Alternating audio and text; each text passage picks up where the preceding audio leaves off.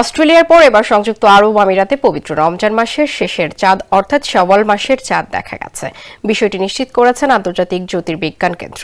তারা জানিয়েছেন আবুধাবিতে অবস্থিত খতম অ্যাস্ট্রোনমিক্যাল অবজারভেটরি থেকে স্থানীয় সময় 18 মার্চ দুপুর 1টায় চাঁদ দেখা গেছে।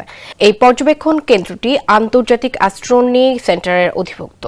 চাঁদের ছবি তোলার সময় সূর্য থেকে দূরত্ব ছিল 9.2 ডিগ্রি এবং চাঁদের বয়স ছিল -15 ঘন্টা 23 মিনিট, যা জ্যোতির্বৈজ্ঞানিক হিসাব অনুযায়ী গুরুত্বপূর্ণ একটি পর্যবেক্ষণ।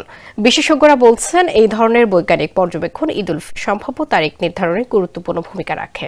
যদিও চূড়ান্ত সিদ্ধান্ত সাধারণত সংশ্লিষ্ট দেশের চাঁদ দেখা কমিটি ঘোষণা করে থাকে। এর আগে অস্ট্রেলিয়ায় শাওয়াল মাসের চাঁদ দেখা গেছে। তারা ঈদুল ফিতরের তারিখও ঘোষণা করেছে। দেশটির রাষ্ট্রীয় সংস্থা অস্ট্রেলিয়ান ফতোয়া কাউন্সিলের তথ্যমতে 1447 হিজরি সালের রমজান শেষ হবে বৃহস্পতিবার অর্থাৎ 19 মার্চ।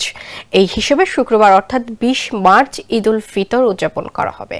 এই অবস্থায় বাংলাদেশে ঈদুল ফিতর কবে, এই প্রশ্নের চূড়ান্ত জবাব পাওয়া যাবে 19 মার্চ সন্ধ্যায়। ওই দিন জাতীয় চাঁদ দেখা কমিটির গুরুত্বপূর্ণ বৈঠক অনুষ্ঠিত হবে, যেখান থেকে শাওয়াল মাসের চাঁদ দেখার উপর ভিত্তি করে ঈদের তারিখ ঘোষণা করা হবে।